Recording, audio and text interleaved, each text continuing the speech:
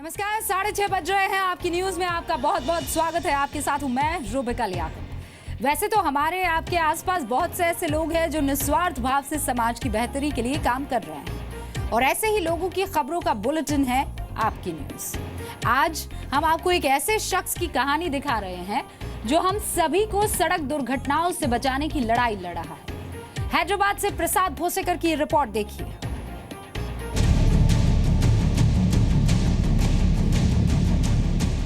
साल 2014 में 1,39,671,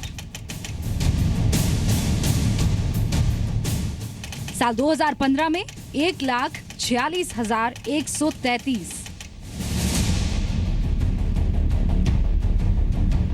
ये आंकड़ा उन लोगों का है जो सड़क दुर्घटना में अपनी जान गंवा बैठे, और हर साल मौत का ये आंकड़ा बढ़ता जा रहा है।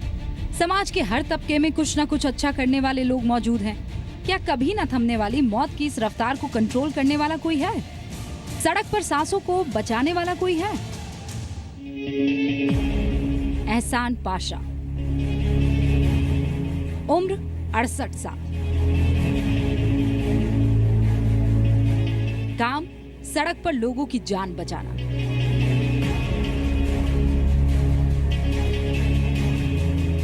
आइडिया आया ऐसे, मैं इंग्लैंड से यहाँ पर आया था और जब यहाँ की हालत देखा रोड के ऊपर तो बहुत ही परेशान हो गया, क्योंकि मैं गाड़ी चलाना यहाँ सीखा था, तो मुझे लगा कि मैं कुछ करना चाहिए ताकि लोगों को सिखा सकूं।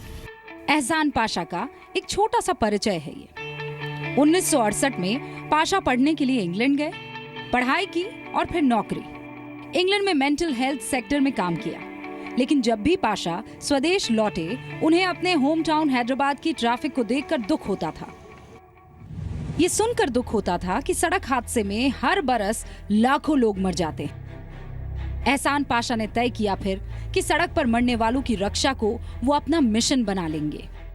जब तक हम बात कर रहे हैं यहाँ पर एवरी 3.5 मिनट्स एक इंसान मरता है, तो उस लिहाज से मुझे लगा कि मैं अगर गाड़ी पर कैमरा लगाकर लोगों को दिखाऊं कि भाई इस तरह लोग चला रहे हैं, तो शायद उससे फ़ायदा होगा। वर्ष 2013 में एहसान ने अपने नेक अभियान को फेसबुक से जोड़ दिया। फेसबुक पर एहसान का पेज है ट्रैफिक सेंस इन हैदराबाद। अपने इस फेसबुक पेज के जरिए एहसान पाशा सड़क सुरक्षा के नियमों को लोगों तक पहुंचाते हैं। पाशा ने अपनी कार में 4 कैमरास लगाए हैं। कार में ही एक छोटी स्क्रीन है और इन 4 कैमरास की रिकॉर्डिंग एहसान पाशा को रोड ट्रैफिक की पूरी जानकारी देती है। मुझे फ़ायदा ये दिखा कि आम लोग तो देखते ही होंगे, मगर जो दूसरे प्रोफेशनल्स काम कर रहे हैं इस फील्ड के अंदर, वो लोगों ने मेरी एक्सपर्टीज़ रिकग्नाइज़ की है, कर मुझे अपने ग्रुप में लिया है, क्योंकि मैं तो बाहर रहने वाला हूँ, जानता किसी को नहीं हूँ यहाँ पर। तो अब मैं नेशनल अलायंस ऑफ NGOs के अंदर शामिल हो गया हूँ। वीडियो फेसबुक पेज पर डाल दिया जाता है और रैश ड्राइविंग करने वाले ड्राइवर तक ये बात पहुँचाई जाती है। नियमों का पालन करो, जियो और जीने दो। We can take the recorded camera which you see screen and the recorded video which stored in hard drive, which is connected with the device, and he'll take in the backup in the USB drive and he'll post it on Facebook.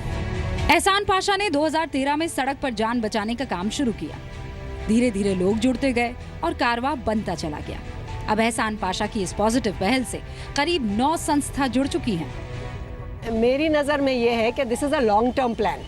अब आज ये काम शुरू हुआ, 10 साल लगेंगे, 20 साल लगेंगे, लेकिन इसका फल जरूर आएगा। जान बचाने की अपनी सबसे बड़ी मुहिम में अब तक पाशा 60,000 किलोमीटर से ज्यादा का सफर कर चुके हैं। लोगों को संदेश दे चुके हैं कि सड़क पर सुरक्षित रहो।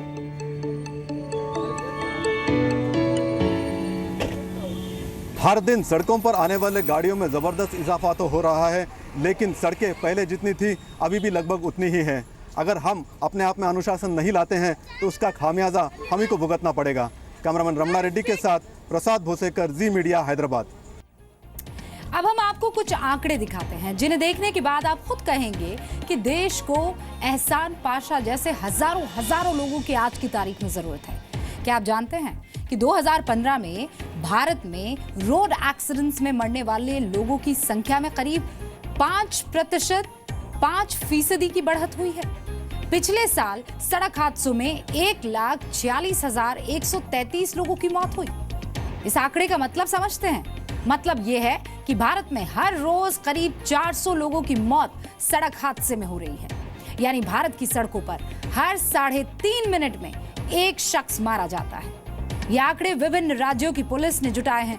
देश में सड़क हादसों में सबसे ज्यादा लोग उत्तर प्रदेश में मारे जाते हैं। आबादी के लिहाज से सबसे बड़े इस राज्य में पिछले साल सड़क हादसों में 17,666 लोगों की मौत हुई।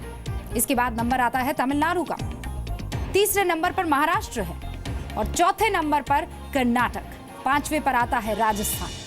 ये लिस्ट वैसे तो बहुत लंबी है, लेकिन इन 5 राज्यों में सबसे ज्यादा लोग सड़क हादसों में मारे जाते हैं। आपको जानकर हैरानी होगी कि हमारे देश में आतंकवादी हमलों के मुकाबले सड़क हादसों में ज्यादा लोग मारे जा रहे हैं। सड़क हादसों में ज्यादा लोग मरते हैं। 1988 से लेकर 2016 तक, यानी पिछले 28 सालों में भारत में आतंकी हमलों में 43,918 लोग मारे गए हैं, जबकि सिर्फ एक साल में यानी 2015 में भारत में रोड एक्सीडेंट्स में 1,46,133 लोगों की मौत हुई है। यानी आतंकी घटनाओं में जितने लोग पिछले 28 वर्षों में मारे गए, उससे 3 गुना से भी ज्यादा लोग अपनी जान एक साल में सड़क हादसों में गंवा गए हैं। तो हैदराबाद में एहसान पाशा, तो यूपी के औरैया में हेलमेट बाबा, दोनों का एक ही काम है, सड़क दुर्घटना से लोगों की रक्षा करना। औरैया के रमेश प्रजापति खुद एक सड़क हादसे का शिकार हो चुके हैं, लेकिन उन्होंने इस हादसे को सबक के तौर पर लिया और अब लोगों को हेलमेट पहनने के लिए जागरूक कर रहे हैं। हेलमेट बाबा की ये कहानी तो देखिए आप।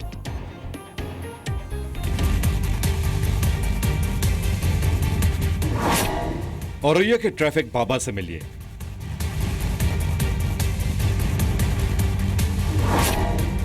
हेलमेट पहनने की देते हैं सलाह।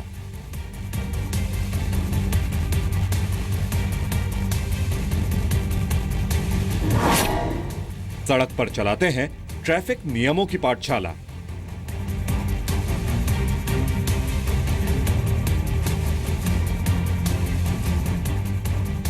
हेलमेट पहने ये शख्स औरैया की सड़कों पर ट्रैफिक नियमों की पाठशाला चलाता है।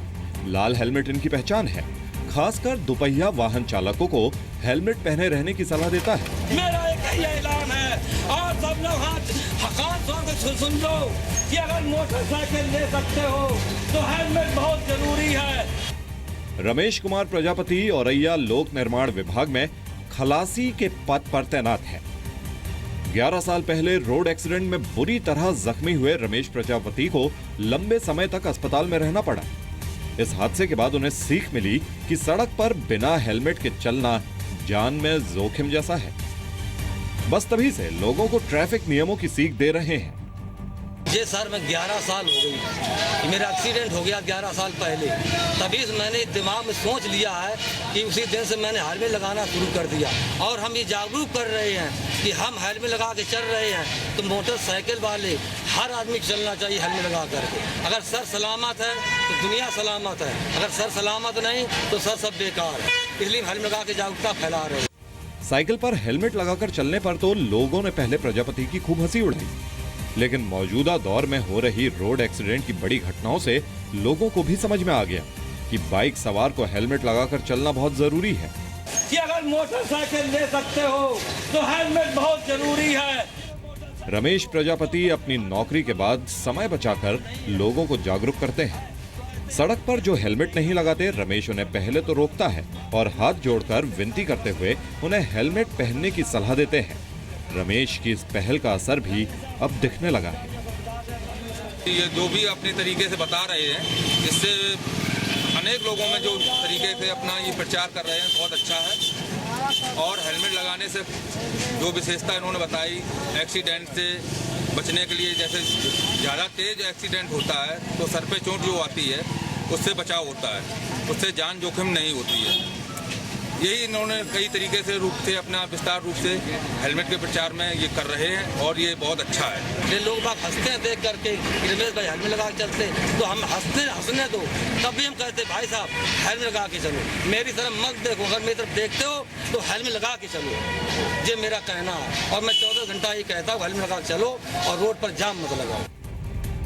औरैया के हेलमेट बाबा के नाम से मशहूर हुए रमेश सड़क सुरक्षा के प्रति जागरूक करने की जो सच्ची पहल कर रहे हैं वो वाकई में काबिल तारीफ है।